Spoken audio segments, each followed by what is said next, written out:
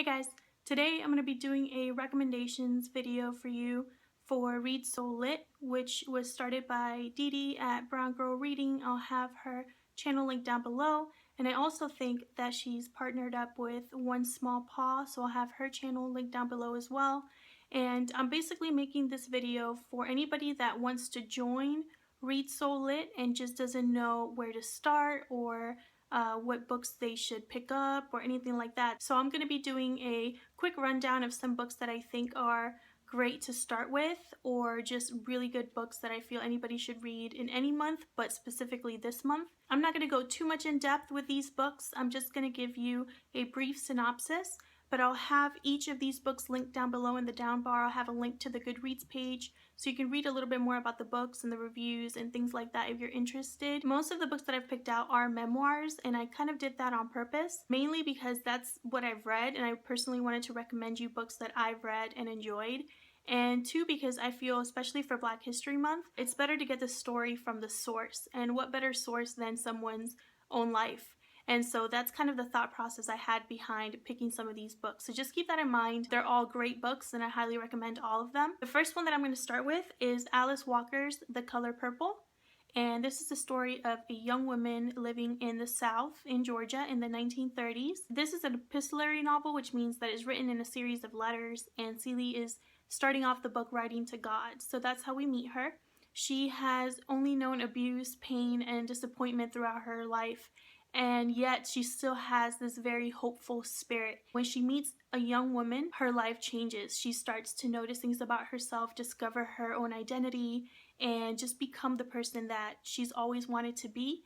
And through the novel, we get to see her grow and become her own person. And this one is just a very memorable one for me. Plus, you have the bonus of seeing a great movie to go along with it. So this is the first one on my list. The next one is a very popular one, and it's the memoir of Maya Angelou, I Know Why the Caged Bird Sings. What I enjoyed a lot about this book was that she starts off telling you the story through her eyes as a child. So you're kind of seeing the racism, the events unfolding, the poverty, the people that she's meeting, and all the things that she's doing with her brother. And you're seeing it through the point of view of her as 6 or 7 years old. So that was really interesting. When she was a child, Maya suffered abuse at the hands of an adult, and she carries this event through the next couple of years of her life up till she's a young adult. And it's not until then that she really learns what it really means to be free. So I hope that I'm not giving too much away, because I do think that this should be read by everybody. I think it's a great place to start. The next book that I have to show you is not for everybody, but I still really want to recommend it to you anyway, and that is Beloved by Toni Morrison. I read this last month and I'm still thinking about this book. This is the story of Seth, a runaway slave who escaped with her 4 children. Something happened to her youngest child, Beloved, and ever since that event, people believe that Beloved is haunting the house that they're living in. Seth herself, even though that she has escaped this horrible past, she's still living with it in the present, and she's kind of grappling with guilt and just not being able to let go. While you know that Seth has a really troubled past, you don't really know the extent of it till you read, I think, about halfway through the book. When a young man named Paul D shows up from her past, things start to happen, weird things start to happen. And through these events, Seth finally learns what it means to forgive and to let go and to move on. The reason why I was hesitant to recommend this book is because it does not have a very linear plot. It jumps back and forth from person to person. There's no real rhyme or reason for it. You're just kind of getting glimpses into the past randomly, and that might throw some people off. That might confuse some people. You might have to reread some parts. Another thing is that there's a lot of symbolism and imagery in this book in the way that it's written, and you might miss it if you're not paying attention. And also it makes it so that you have to really read between the lines and kind of look at the big picture.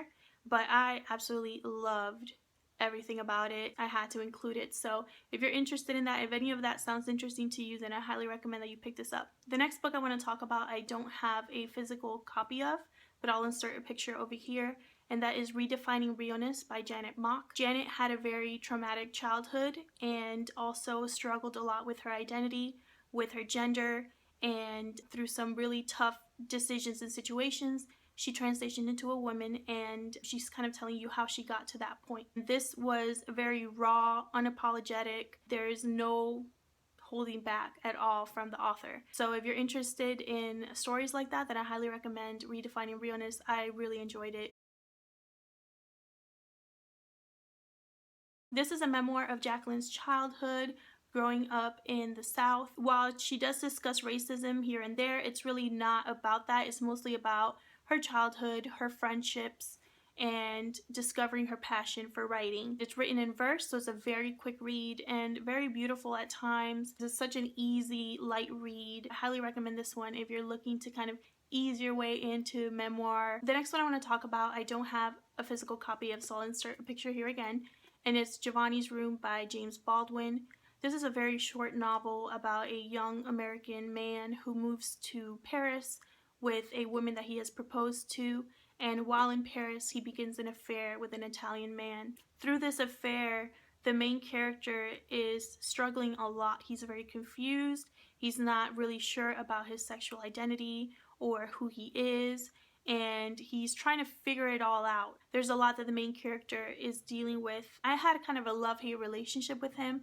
I felt bad for him, I understood him, but at the same time, I really wanted him to just figure it out, because sometimes when you get in relationships and you don't really know who you are, you can really hurt other people. It was just a very eye-opening read. It introduced me to Baldwin. I want to read everything he's written.